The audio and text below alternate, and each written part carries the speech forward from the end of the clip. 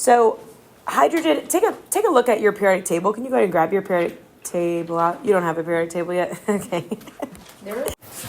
I want you to take a look at the atomic mass for hydrogen. Take a look at the atomic mass for hydrogen. What's it say it is? 1.00794, which we can round to 1, right? We usually just consider hydrogen's mass 1. But in all reality, hydrogen's average atomic mass is a 1.00794. And this number, all of the numbers that are here on the periodic table for atomic mass are what we consider average atomic mass. And this number, the number that's represented here as atomic mass on the periodic table, is a weighted average of all the isotopes of that atom, of that element. Okay?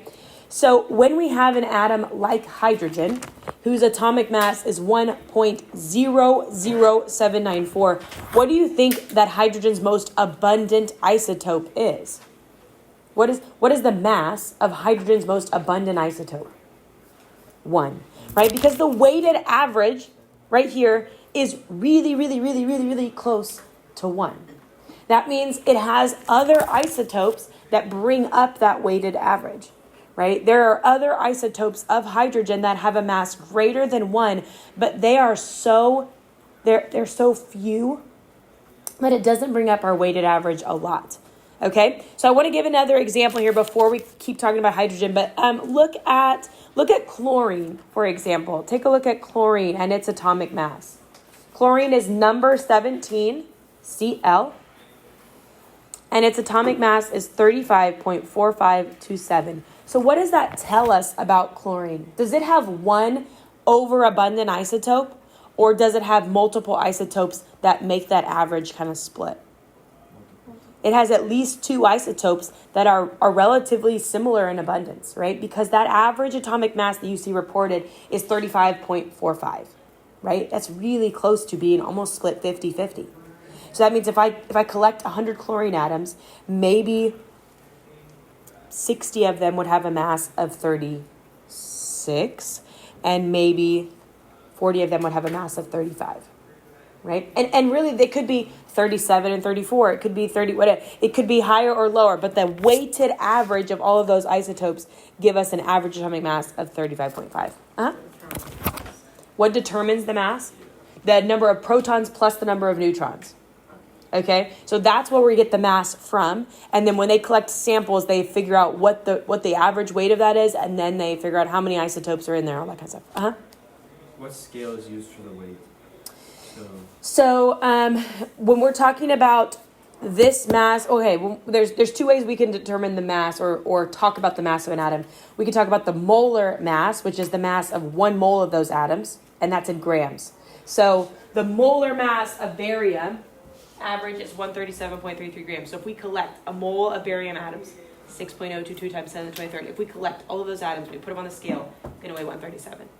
But the same is true for if we collected just 1 barium atom, it would have an atomic mass of 137.3 AMUs, which is a teeny tiny unit because 1 proton weighs 1 AMU. So this number represents both the mass on a molecular level, the teeny tiny atom, and it also represents the mass on a molar level. So there's 2 different ways we measure it. Okay? Sorry, did someone else have a question? What determines the normal amount of neutrons? Yeah, okay, so typically it's most stable isotope. Okay, so it has to do with atom stability, and that I don't know a whole lot about how elements determine their most stable isotope. But it has to do with balance of mass within that nucleus. And so typically atoms just want to find their most comfortable configuration.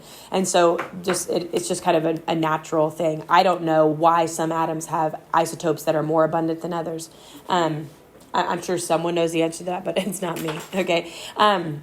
But otherwise, it's just stability. So that's the reason why hydrogen doesn't go up to having 7 neutrons, right? It's not stable enough to be able to withhold that much mass. But okay, so these are hydrogen's 3 known isotopes or more abundant isotopes. Deuterium is H2 and tritium is H3. That you'll notice the only thing that's changing the mass is what? The number of neutrons, not the number of protons. Because if I add a proton, what happens? It becomes, what does it become? Helium. It becomes helium, right? 2 protons would mean that now I'm helium instead of hydrogen. Okay? So the only thing that changes there is the number of neutrons, and that changes the mass. Okay? So now we're going to figure out and maybe review for us how we count protons, neutrons, electrons. How do we figure out the number of protons, neutrons, electrons? Have you done that before? Would you be able to calculate how many neutrons is in an atom? Maybe with some review? Maybe with some reminders? Okay. So first thing that we need to know is the atomic number. What does the atomic number represent? The number of protons. Number of protons, okay? That atomic number tells us the total number of protons in an atom. And I know I've said this a million times, and I'm probably going to keep saying it. That's the identifying characteristic of an element, right? How many protons are present. The atomic mass, sometimes books call it the mass number, and sometimes CK12 calls it the mass number. It's the same thing. The atomic mass is how many protons plus neutrons in the nucleus of an isotope or any nucleus of an atom. Protons plus neutrons.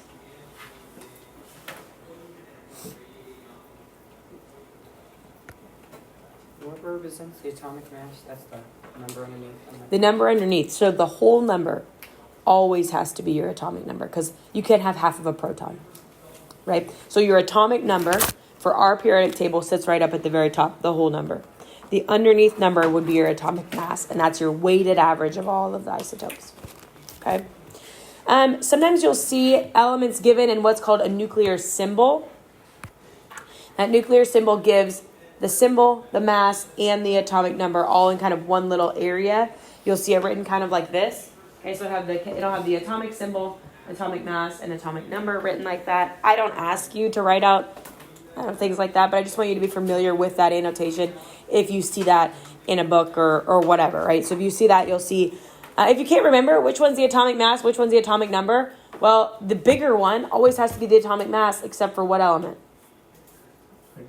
Hydrogen. Hydrogen's the only element that we have that has the same atomic mass and atomic number. Otherwise, atomic mass always has to be the bigger one, okay? If you ever see an element written like this, carbon 13. Well, take a look at carbon on your periodic table right here, number 6. What's carbon's normal atomic mass? 12. 12, right? And so if you see it written like this, carbon 13, that means we're talking about the isotope of carbon that has a mass of 13. Okay, so if you see it written this way, that's telling you that this is the atomic mass of the isotope they want you to deal with. Okay, so that'll make a difference when you're calculating the number of neutrons and things like that. But if you see it written like that, that just means it's telling you the mass. Okay. All right. If we want to determine the number of protons, neutrons, electrons, we use lots of different numbers that they give us on the periodic table. The atomic number right up at the top, it tells us the number of protons, but it also tells us the number of electrons. It also tells us the number of electrons, but it only tells us the number of electrons if our atom is neutral. That's really important, if it's neutral. What's it mean? What do I mean when I say neutral? Has a charge of what? 0. A neutral charge is 0, okay? So it's in a neutral atom only.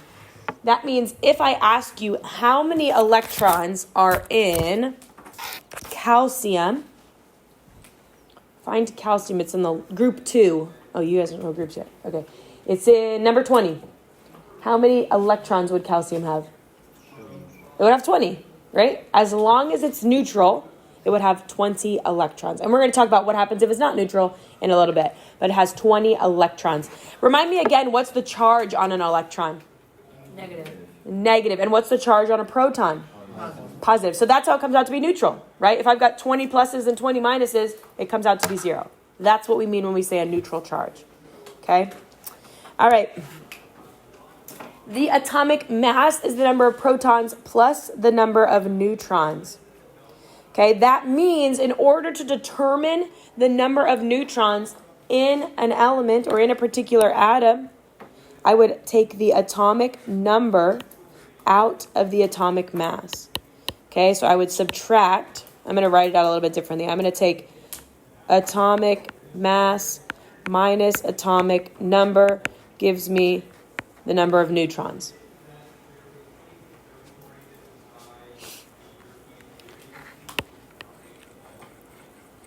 What do you think these probably represent?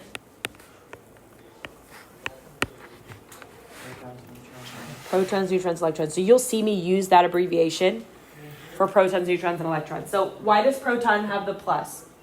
That's positive. Because that has a positive charge. Neutrons don't have any charge at all, right? They just contribute mass to our element. And then what's electrons' charge? Negative. Negative. So you're going to see me represent electrons, protons, and neutrons in that way. Okay? So the atomic mass minus the atomic number will give us the number of neutrons in any sort of atom. Okay, in any element. That's an important one, okay? So let's try this first one here. If I have the element uranium-235, right? First of all, you got to find uranium. It's down here in the very bottom. It's a U. This says the atomic mass is 238. But what is my isotope telling me? That I'm going to use 235. So I use exactly what they give me there. Okay? So in order to find the number of neutrons in uranium-235, I'm just going to take 235 minus the number of protons, which is 92. And I get 235 minus 92, 143 neutrons. We agree?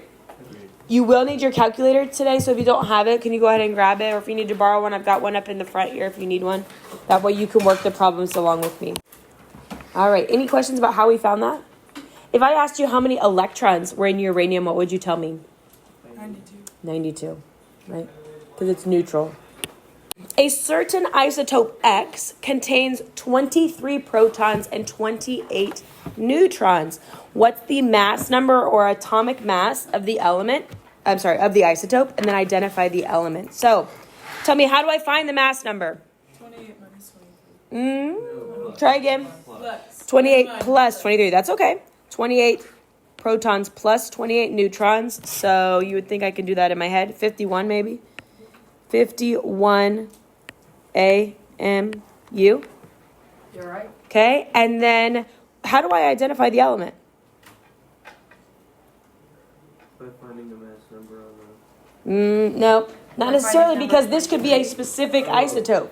So what would I look for? 23 protons. Protons only. So I look for number 23, which is vanadium. Okay, it's vanadium. So you notice how the periodic table is organized by what? What's it organized by? In order of protons, in order of atomic number. That's how this periodic table is organized, is by atomic number. The way the periodic table is built and organized lays out very specific patterns for us, and we're going to go into that in this chapter the next week or so. But the way the periodic table is organized is it's pretty crazy, because there's just a lot of patterns that show up in the way that the periodic table is organized, but it's going by atomic number. And then the way it's grouped gives us different patterns that we can identify as well. Okay, mass number 51, and it is vanadium. Let's do some more practice with protons, neutrons, and electrons. So tell me the number of protons, neutrons, and electrons in nickel, Ni.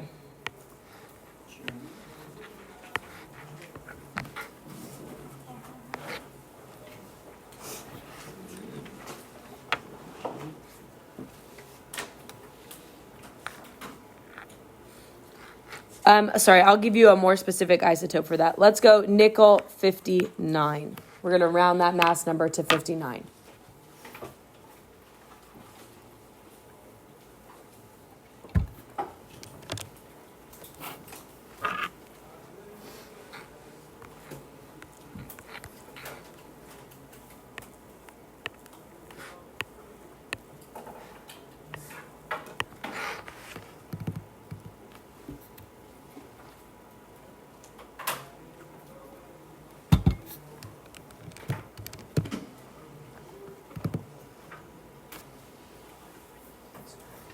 Is that what we had for that?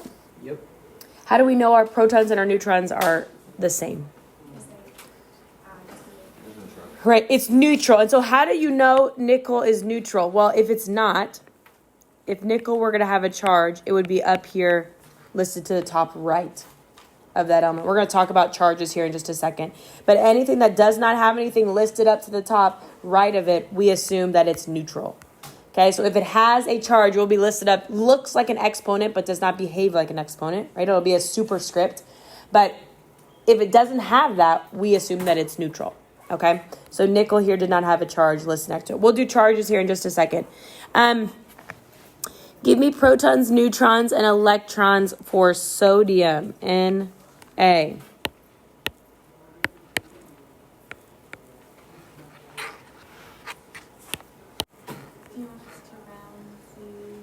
Yep, we're going to round that one because it's so close. We're going to keep that at 23.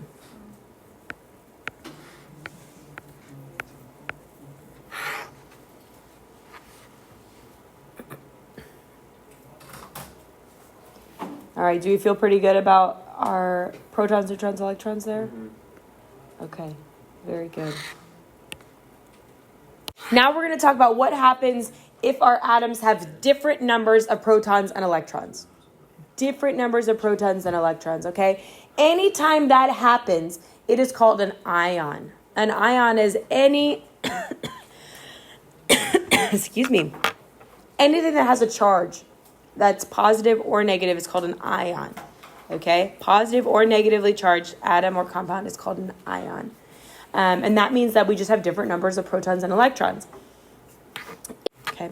Now, do you notice that I'm not speaking in terms of more protons or more, because protons are not the things we change if we want to change the charge. We change electrons if we want to change the charge.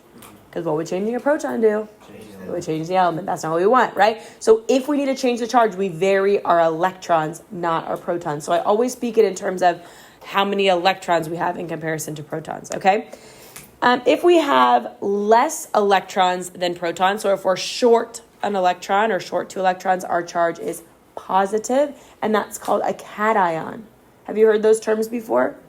The way I remember a positive charge as a cation is because it has a plus sign right in the word. Okay? Cation has a plus sign right in the word. Now, someone else once taught me, okay, what would I call lithium if it has one less electron than protons? How would I write lithium, or what charge would it have? Lithium with one less electron. Would it have a positive charge or a negative charge? Positive. It would have a positive charge of +1. So I would go lithium plus. Okay? If there's no number written after the charge, we assume it's a 1. Okay? So lithium plus and lithium plus 1 are the same exact thing. They're just written. I don't know. Chemists get really lazy, right? They can't write the 1 for some reason, okay? But this means the same as +1. If it's a 2 or a 3 or a 4 or whatever it is, the number has to be written, obviously. But if you just see a plus or a minus, that means it's a plus or minus 1. Okay? So that's how I would write that. If I have oxygen with 2 more electrons than protons, how would I write that? O minus 2. O minus 2. Okay? O minus 2. Because it's telling us I've got 2 extra electrons. I've got 2 more negative charges. Okay, it feels counterintuitive that when we add electrons, we get a minus charge, but that's how it works. Okay, yes. So